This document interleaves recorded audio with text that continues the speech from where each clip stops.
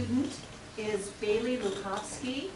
Bailey attends West Branch High School in West Branch, and she's the daughter of Michelle and Josh Lukowski.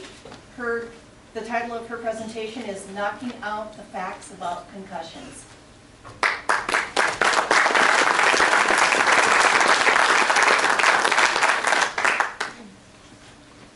It's more than just a bump on the head.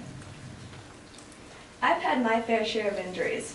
For example, I tore my plantar fascia and I was in a boot for almost 6 weeks. I then suffered a pars fracture in my spine, and I was in a back brace, this stylish back brace, for almost 6 months. I then suffered another stress fracture in my shin, and I was in that same boot again for 6 weeks. All of those injuries were very serious, and they were all very visible. But the injury that had the most impact on my life was an injury you couldn't even see. It was my concussion. I played 3 sports, but I didn't get this concussion in sports. I got this concussion by tripping over my dog and hitting my head on our island. It was quite the experience. But I thought, it's just a bump on my head. I didn't even play a sport to get it, so it's not a concussion. And I decided that I was going to play volleyball in our tournament for the next 3 days. On the first day of our tournament, my headache worsened, but I said, I'm fine, I can keep playing. And on the second day, my symptoms were still worsening, but I thought, my dad's the coach, I can't just quit playing.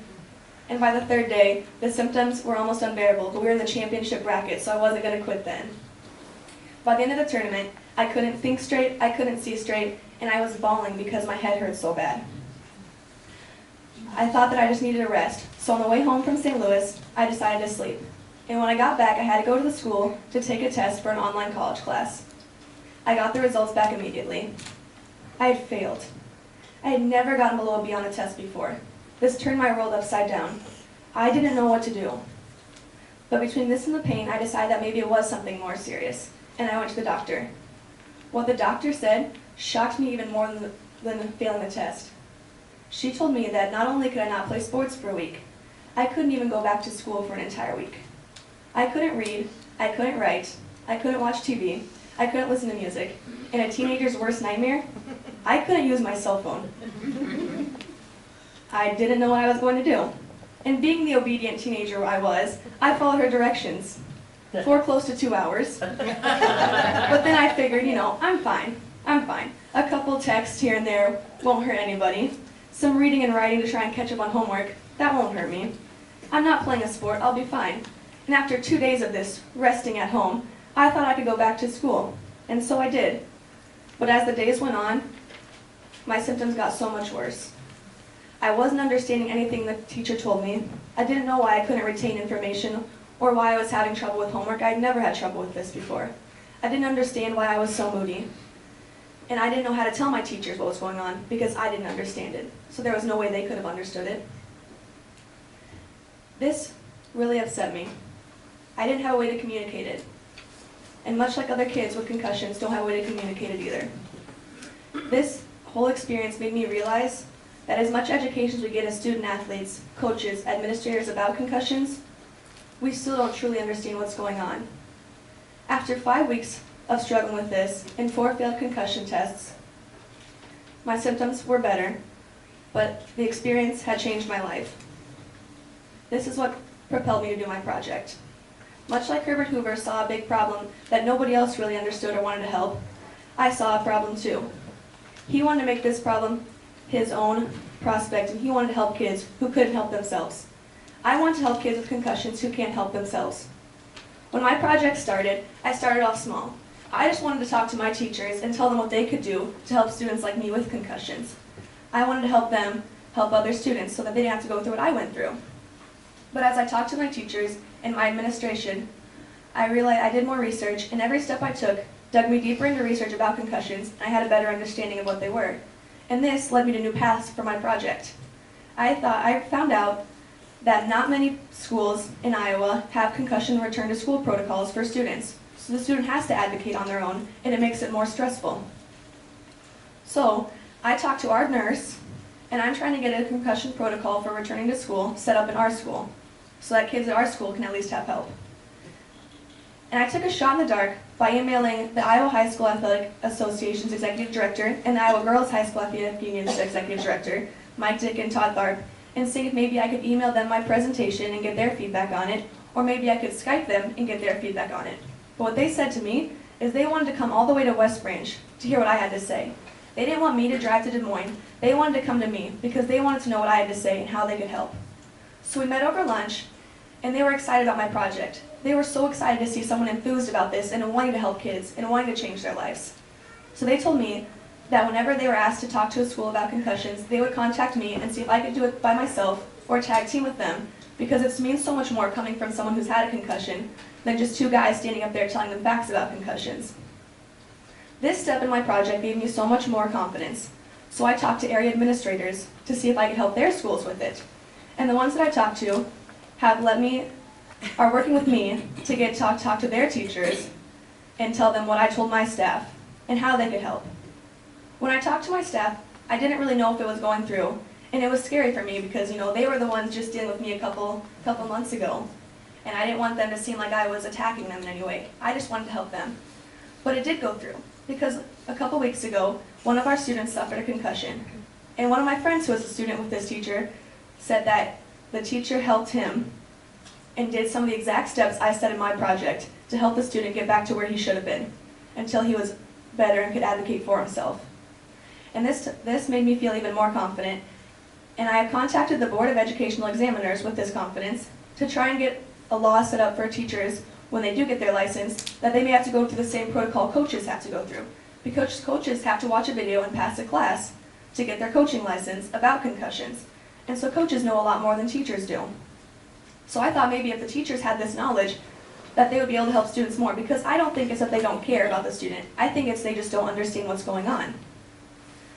So, in the future with my project, I want to be able to move on and talk to state legislators around us to try and get some kind of law set up in schools that they have to have a protocol.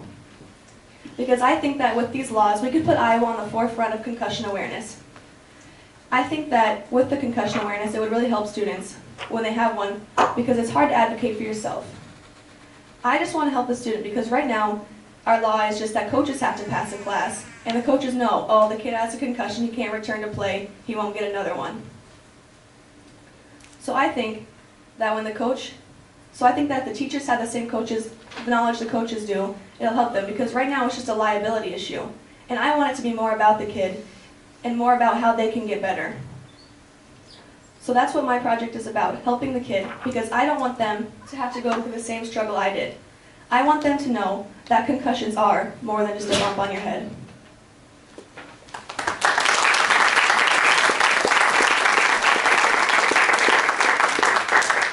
Thank you very much. Thank you. Yes. Thank you. Questions from?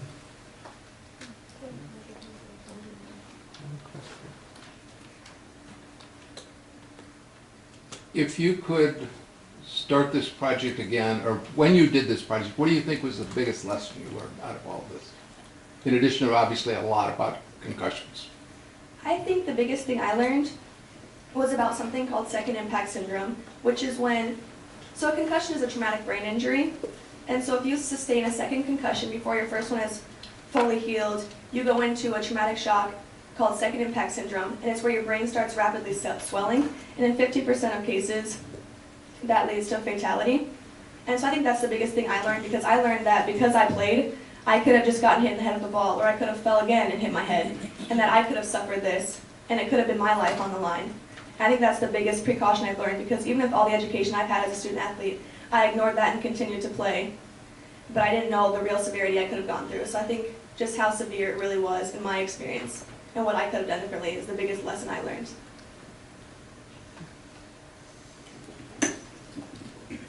Yeah, so I think it's great that you're doing this. I'm surprised to learn schools don't have those protocols. That's an important thing. The thing I heard from you, though, is that you were the one who didn't want to face having a concussion. Do you speak to student groups, or are you mainly talking to teachers and administrators and those types?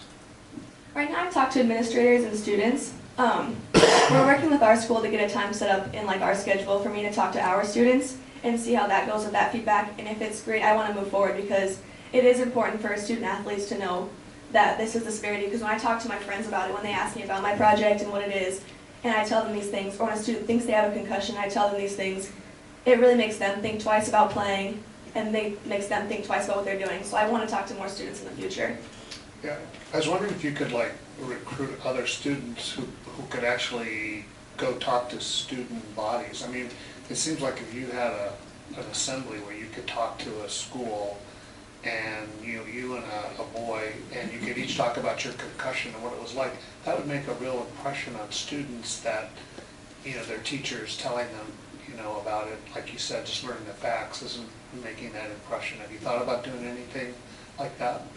Yeah, I've talked to some of my friends, like in underclassmen, because when I move forward and I can't do this project anymore, I want someone else to be able to do it, and I want them to understand what I understand. And so that's another step I was taking forward, just talking to other kids in my school about them being able to take over and them do what I do, because I think it is really important for this to keep growing. Thank you very much for the presentation on the concussion awareness of somebody that has had concussions, plural, and repercussions of that. With this, when you first started, how do you think you can inspire a student to say, this is what happens when you have a concussion, and these are the steps that you needed to take? Because you weren't paying any attention to the doctor, and I never did either. And so how do you think, I'm going to reach into your back of your mind here and get your creativity, how do you think you could drive home the importance of this to students? The biggest thing, the thing that made me realize what I did was so wrong, not only that I fell behind in my schoolwork and failed these tests. I mean, that shocks people when they find out I failed a test. They're like, you failed a test? That's already. I talked to our trainer and our physical therapist about what he thought about concussions, like what he sees a lot, and he showed me the second impact syndrome video. And that has been the biggest changer. Like when I talk to students, they think, oh, it's just a concussion too, and I tell them what happens, and they're like, it is a brain injury, and that piques their interest. And then when I show them this, it's about a 10-minute video about a guy who suffered second impact syndrome, and he faced he did not lose his life, but it's very difficult. He can barely walk, barely talk now because of what has happened. When I show them that, it really scares them. And his big message was miss a game instead of missing on the rest of your life. And I think that really drives home the fact, just examples. Okay, great, thank you.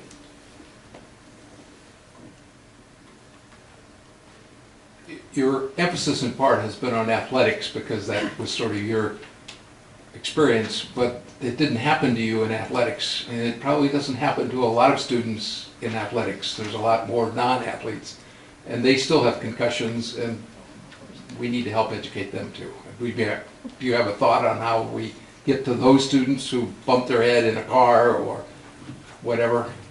Yeah, I agree.